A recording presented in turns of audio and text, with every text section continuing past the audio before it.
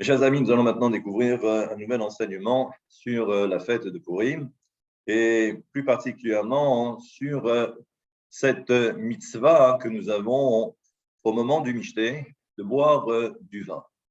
Boire du vin, cela signifie que boire même jusqu'à, j'allais dire, presque jusqu'à outrance, a ne pu être capable de faire la distinction entre Haman et Mordechai.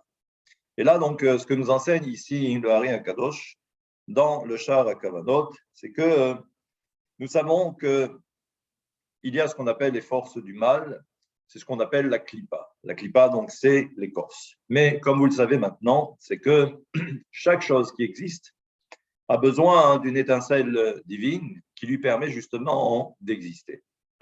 Et là, il faut savoir que même les forces du mal ne font pas exception. C'est-à-dire qu'à l'intérieur de la Klippa, il y a ce qu'on appelle donc Yesh Netzutz Shem Kedusha. Il y a une étincelle de Kedusha, de sainteté. Hameir Betocha, qui l'éclaire de l'intérieur, ou Mechayota, et qui la fait vivre. Cela sous-entend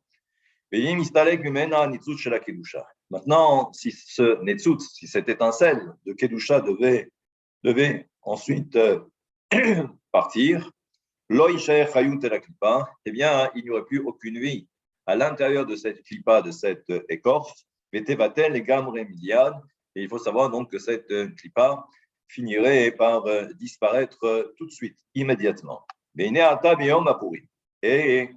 le jour de Purim, nous savons que, comme nous l'avons dit à travers les différents passages que nous avons vus ensemble, concernant l'importance de la fête de Purim et également ce grand dévoilement de lumière. Ce grand dévoilement de lumière qui n'apparaît dans notre calendrier qu'à un seul moment, c'est à Purim. Et ça veut dire que même Kippour n'a pas droit à un tel dévoilement de lumière. Et quand je dis Kippour, c'est également même Shabbat. Et là, donc, on nous dit que, étant donné qu'à Purim, donc, il y a un grand dévoilement au niveau de la séphira de Malchut. אנו רוצים שגם לזה הניצוץ של קדושה בתוך הקליפה, יגיע לו חיות מזה הארה. Et là, donc, ce que nous enseigne ici donc, le Hari HaKadosh, c'est que même le jour de Purim, on souhaiterait au conditionnel que même ce netzutz de Kedusha, qui est contenu à l'intérieur de la Klippa, puisse également bénéficier de cette lumière qui se dévoile le jour de Purim. Aval, shelo yagia kolkach, mais on ne veut pas plus que de mesures ou de raisons. Shayir gam la Klippa, et on ne voudrait surtout pas que si cette lumière est tellement grande, et ça veut dire que le netzutz devrait normalement en profiter, mais on ne voudrait pas non plus que la Klippa puisse profiter de cette lumière. Chas veshalom. Et c'est pourquoi donc ce que nous dit ici, eh bien le Hari, c'est pourquoi il faut boire du vin, beribouy gadol, en grande quantité, jusqu'à un moment où la personne sera totalement égarée et elle va se tromper. Et elle va dire Baruch Aman, elle va dire Béni Aman, au lieu de dire Baruch Mordechai, elle va dire Baruch Aman. כדי להמשיך אל הניצוץ הקדוש ההוא, הנמצא בתוך הקליפה, הנקרא המן, מעט אור. וברוך המן פירושו, שיתברך הניצוץ הקדוש. Et lorsqu'on va dire Baruch Aman, béni soit Aman, c'est qu'en réalité, on va bénir non pas Haman, mais on va bénir le Netzutz, l'étincelle qui est contenue à l'intérieur de cette clipa. Et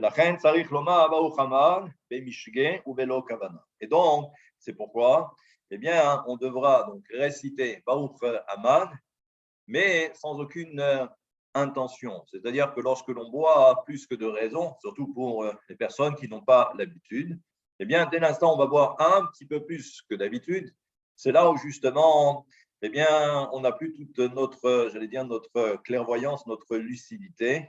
Et donc, c'est pourquoi ça sera Belo Kavana, sans aucune intention. Parce qu'il n'a pas l'habitude.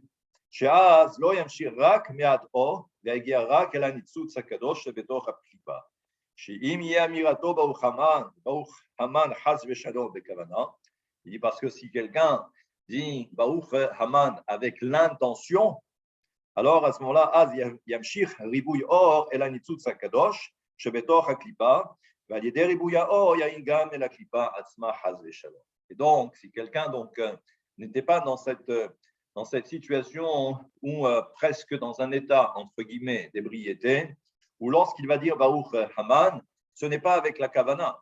S'il y avait la kavana halila vechas, eh bien ça voudrait dire que tant le netzutz, tant l'étincelle de Kedusha pourra ensuite profiter de cette grande lumière qui se dévoile à Purim, mais ça voudrait dire également que même les forces du mal, même la Kippa, pourraient également profiter de cette grande héhara, de ce grand éclairage, de cette grande lumière qui se dévoile. Et ça, bien évidemment, il n'en est pas question.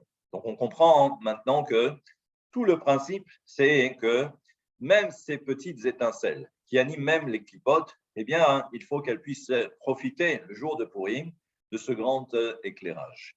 Mais la seule façon de dissimuler l'ensemble, c'est lorsque l'on boit à plus que de raison. Et là, on comprend donc que Dama Rabbi Chaim Vital, et Rabbi Chaim Vital, donc l'élève de Harin, dit ונראה לעניות דעתי, כי כשאנו ממשיכים על ידי שתיית היין, אור מוח הבינה, שהם מוכין חוכמה ובינה שמצד אמה ורחל, שהוא נוג בעד זעיר אנפין, כי היין הוא סוד המוכין שמצד אמה. Et là, ce qu'il faut comprendre, c'est qu'il précise que cette lumière qui se dévoile à Purim provient justement des mouchin, mais qui proviennent de Ima. Chochma, Bina, mais de Ima.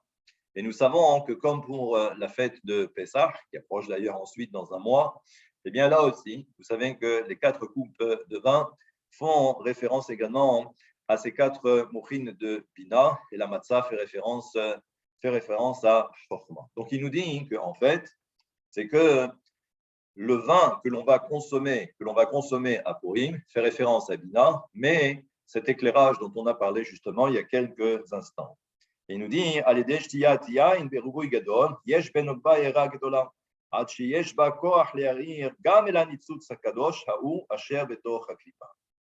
et donc il dit que